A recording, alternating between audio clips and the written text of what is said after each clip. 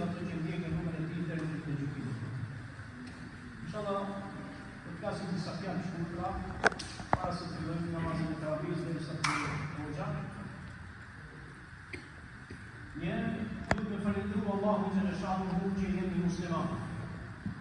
Duhet të falenderojmë Allahun xhaleshanuhu që jemi në Ramazan. Por e para gjë që duhet të pas muslimani në Ramazan dhe jashtë Ramazanit është që të jetë musliman në të vërtetë siç e don Allahu xhaleshanuhu. Dhe e para gjë që duhet të kemi parasysh është njësinë e Allahut xhaleshanuhu. Pra adhurojmë Allahun xhaleshanuhu të vetëm dhe të pashojsh. Që ti të përthemi la ilaha illallah të largohemi nga idhujtaria, nga shirqet dhe nga bestitnim, e cila është për gjunafeve që Allahu xhaleshanuhu nuk e fal. Prandaj hadithi i Xhibrilit alayhis salam, i cili është hadithi më i gjatë, apo ndër hadithet më të gjata, tregon se muslimani i vërtetë është ai që dëshmon Allahun, të vetëm dhe të pashojës dhe dëshmon adhurimin e tij. Po ashtu pranimin e faljes së namazit, dhënien e zekatit, agjërimin e muajit Ramazanit në të cilin ne jemi të dhe shkurim në haxh një herë në jetë kush ka mundësi. Pastaj vjen me ibadetet e brendshme të cilat dëshmohen me gojë, por ndikimi i tyre është në gjymtyr dhe në zemër. Dhe këto ibadete janë të besosh Allahun, të besosh engjëjt e tij, të besosh pejgamberët e tij, të besosh librat e tij, të besosh ditën e gjykimit dhe caktimin e Allahut xhaleshanuhu. Pra që ti je musliman i vërtet, këto 11 pika që përmendëm, pra 5 kushtet e Islamit dhe 6 kushtet e imanit, muslimani do t'i ketë gjithmonë parasysh. Para se të futet me një ibadet. Edhe pse jemi në ibadetin e Ramazanit, edhe pse jemi të na thënë në çështjen e namazit. Të gjithë këto ibadete nuk vlen nëse kemi probleme. Nëse ne themi la ilaha illallah, dhe shkojmë lutemi dikujt tjetër përveç Allahut. Themi la ilaha illallah dhe presim të mirën dhe të keqen prej gurit dhe prej drunit. Themi la ilaha illallah dhe i mbështetemi dikujt tjetër përveç Allahut xhaleshanuhu. Këto gjëra duhet i ketë parasysh muslimani. Pastaj i kthehemi mi për shtypave të Islamit i cili është Ramazan. Ne kemi në Ramazan. Ramazani ka një filozofi të mirë që Allahu xhaleshanuhu e ka vendosur, që fillon me një startim dhe ky startim shtohet edhe më shumë ajo domethënë shkatësia apo gara për të arritur në ditët e fundit të Ramazanit, në ditëdiç. Dhe ne jemi pikërisht në ditëdiç.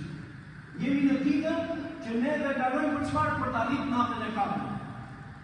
Dhe deri në natën e katërt, besoj nuk ka nevojë me folë, sepse ka folur për namaz. Prandaj ne jemi në veprim të kërkimit të saktë. Si ka thënë pejgamberi sallallahu alaihi wasallam, një sahabiu i ka thënë dhe ai quhet nata e Xhuneidit, e Xhuhenit, te banorët e Medinës. I ka thënë për natën e 23. Diku tjetër, në një hadith tjetër, ka thënë kërkoje në natën e katërt në 7 ditë para se të mbarojë muaji. Vazhdon hadithi, kërkojeni në 5 ditë para se të mbarojë muaji.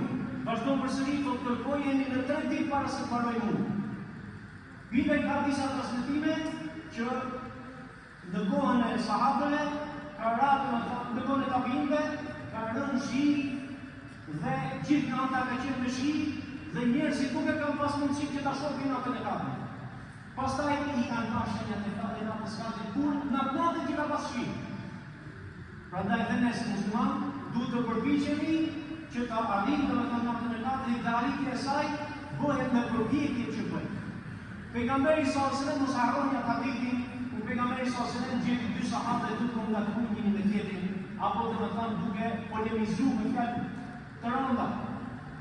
Dhe pejgamberi sallallahu alajhi wasallam u lajmërua prej Allahut për natën e katërt. U lajmërua prej Allahut për natën e katërt. Atëherë pejgamberi sallallahu alajhi wasallam u preokupua me këto 2 persona dhe deshi Allahu xhaleshanuhu që të pagohet nata e katërt. Për çfarë? Që neve si muslimanë të ngarojmë me njëri tjetrin, kush e kush do të thonë do të arrijë natën e katërt. Kush e kush do të arrijë natën e katërt, edhe ti musliman.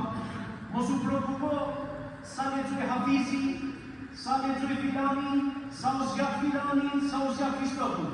Preokupohu a bën dua në natën e katërt, a bën përpjekje për medalj, a bën përpjekje për marrë në namaz, a bën përpjekje për me shtu lutjen, a bën përpjekje që ti t'jesh në safin e parë, të ndarosh me një tjetrin kush e kush do të thënë arrit ato vlerat e devotshmërisë. Kjo është qëllimi i natës së Jo se jo pejgamberi sallallahu alajhi wasallam Allahu xhalesha mu do ja shpalte dhe do i thonë nata e katërt është nata e 27.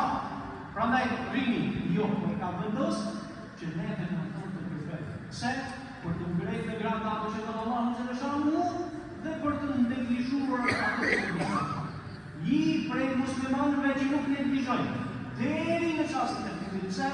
Sepse çasti i jetës nuk i dihet në mënyrë sekretare. Nuk i dihet domethënë ne flasim tash ndoshta nuk e plotësojmë namazin në një venesh. Apo nuk e kapim, nuk e kthim në atë tjetër. Atëherë kërkohet që ne të thonë të arrijmë atë dëshmërinë nëpërmjet përvjetëve. Çështja ka nevojë domethënë në uzjat, në shërsjat, por ne kemi vendin e namazit. Allahu ju nderoft për kohën që ta dhatë mundësi me fol. Zoti as nuk e di hoxha, do të namazin e